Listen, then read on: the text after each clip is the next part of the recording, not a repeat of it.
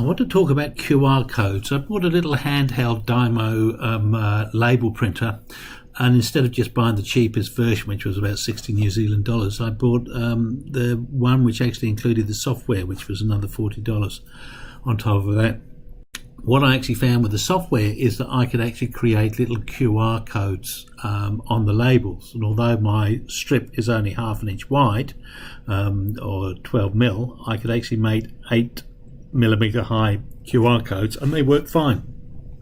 I've been experimenting with using this as in having them inside rooms in the door frame, either in the head of the door frame or in the where the door actually closes down the hinge side, so that you could scan them, and it would take you, if you use your mobile phone scanner, it would take you to some information on a website about that particular building or that particular room.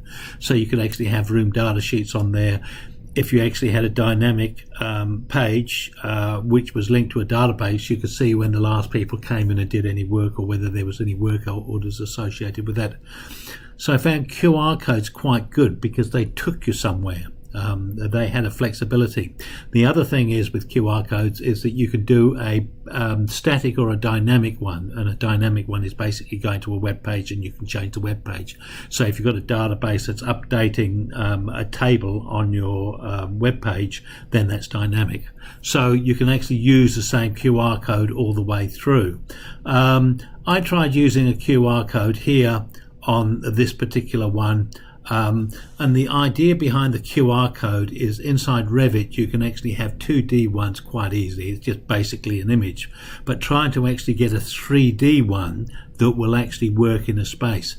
If you're in Revit and you do a 2D one, you're basically working with sheets, so you're working with flat drawings or sheets. If you have a 3D one, it's actually floating in the model, so it'll be associated with the space that it's actually going to. Now the thing with the QR codes is that you've got to pretty much read them face on.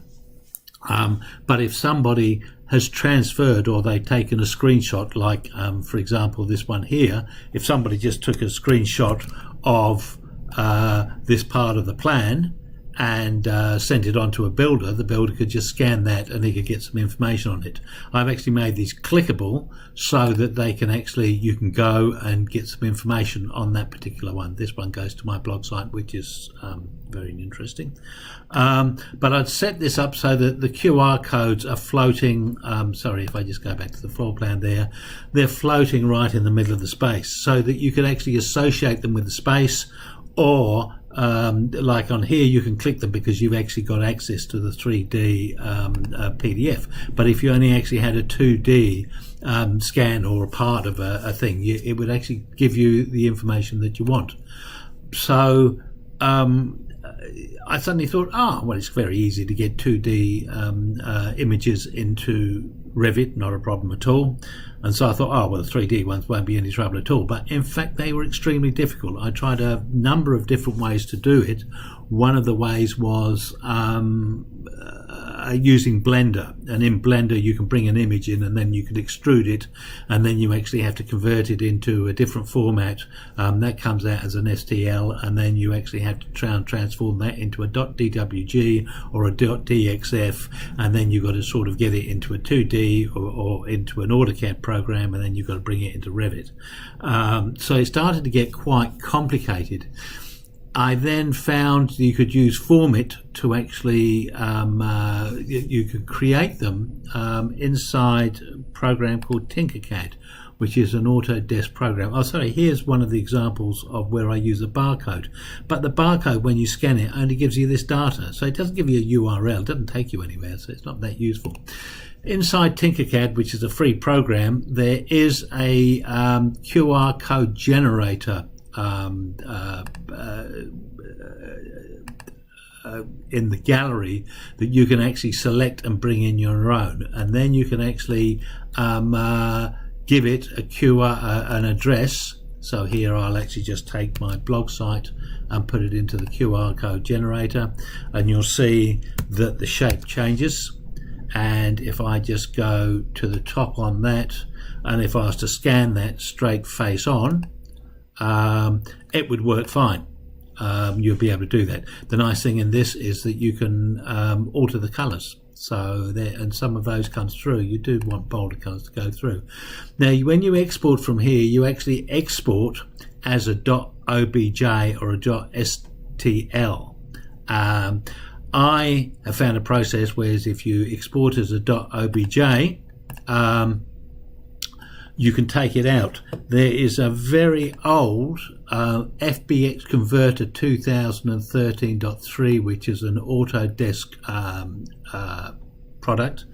You can import your OBJ. Now let's see if I exported that. Export OBJ. And then I'll just save that file. It's gone in as a zip file. So anyway, when it comes out, it'll be an OBJ file. I then found this free program. You actually add the source file from wherever it is, and it'll be a .obj one. There's one there, and you bring that in, and you've got to convert it to an FBX. And I think I use the FBX 2000. So you do a convert on there, and rename selected file. Anyway, you change it into an FBX, and then you actually have to come back in again, remove selected, and add the XBX file and convert that into a DXF file. And when you actually convert it into a DXF file, then you can actually import it into Revit, but you actually want to import it into a Revit family. The other thing which I'm doing with the family is, to a certain extent, I don't want a lot of objects on either a generic model category. I actually use things. I think this one here is on I can't remember what. I think it's structural stiffness, because it's not something that you use that much in architectural. So I actually use it in, I use a couple of odd ones here. I use the nurse call device because that's not commonly used at all.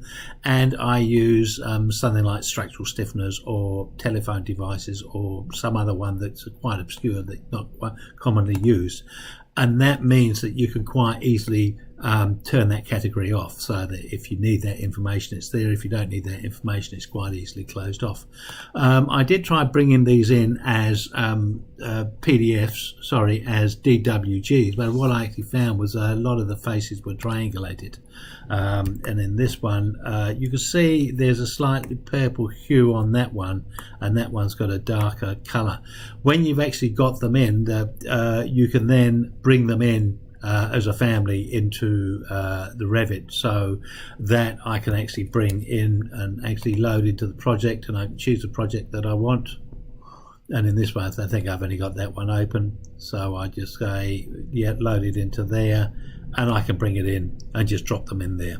So I can actually put something there. So if I wanted something scannable, and the idea is that if you've actually got a 3D model, from this I can actually export that to 3D PDF. From the 3D PDF, or if you've actually got the 3D PDF on your desktop, that's quite easy to kind of go through and use. If you're on site and you're actually finding the 3D PDF files can be quite big, so they can be a little bit hard to navigate through. But if you've got presets in there that you can just zoom in, then you can actually just scan the information that you actually want. A lot of the times on small mobile devices, the 3D PDF may not be the most appropriate way of going. It's good to actually have the access, and it's good to actually have that context, but you can actually just take a snapshot of the QR code and use that as the linkage to go and get your data in another way. The idea behind this as well is that you're not downloading massive files when you're on site. So instead of suddenly saying, oh, I need to go and do a job on that site, I need to go, but I don't need to go all the way back to the office to get the information to then go out to the site.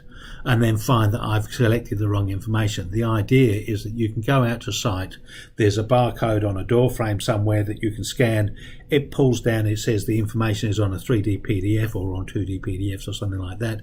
You can pull down that information and start working on hopefully you've got the information that you need to define the job that you actually need to do. So in some ways it's for facilities maintenance. The practical use of the 3D QR code, I'm not too sure, but the thing is, because it's actually floating within the model itself, it's not lost on another sheet. So you can quickly flip that view into a plan view and use it to actually pass on to somebody else. So it's a way of actually getting the data in there, and I think you've got to change that from I've got a seating color, so if we just switch that into none, and you can see they look rather unpretty. I think you've got to go into a shaded situation, and then they come through quite fine, and then they'll be easily scanned. So slightly obscure, but could end up being quite useful. I find that the 3D icons that I use are really useful, because if you just get a model with a whole lot of rooms but you don't actually have any room names or room numbers or anything like that, it's very difficult to communicate with somebody over a phone or something to describe, if you've both got a plan in front of you, where you're talking about, unless you've actually got things like room names and room numbers to actually reference. It's just one of those things. Easy to get 2D barcodes, and in things like schedules, maybe that's a way to go, rather than actually putting in a URL, especially if that's happening over 2 lines, in which case it won't work, and just have barcodes that you can actually scan. It does sort of, if you're working on hard copy, it does mean that the hard copy has to be of a reasonable quality, in other words, not photocopied 15 times from the original. But if you've got a PDF, then it'll be very easy to scan. These things here, if I was actually just to get my mobile scanner and just scan those just by zooming in, very easy to scan, works fine. One other thing that I do want to mention with scans, if we just go back to Mr. Tinkercad, wherever he's gone, is you see this is not too granular. If I actually get something with a very long path, let's find something that's got a very long path. Now you just watch how dense this one is.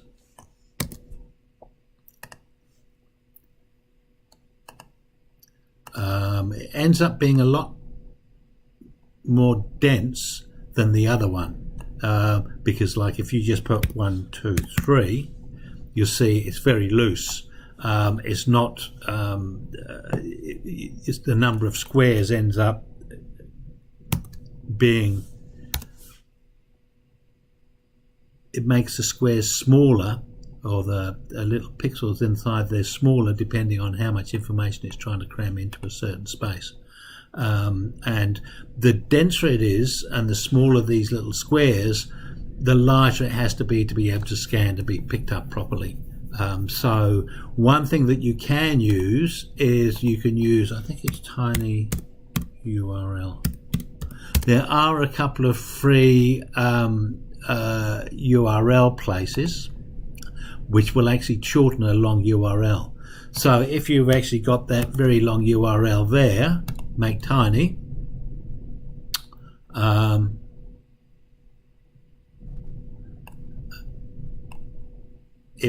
instead of like here it's 66 characters, it's reduced down to 27 characters. So you find that with the smaller ones, it's a way of actually abbreviating some of the longer ones, so you can use those instead.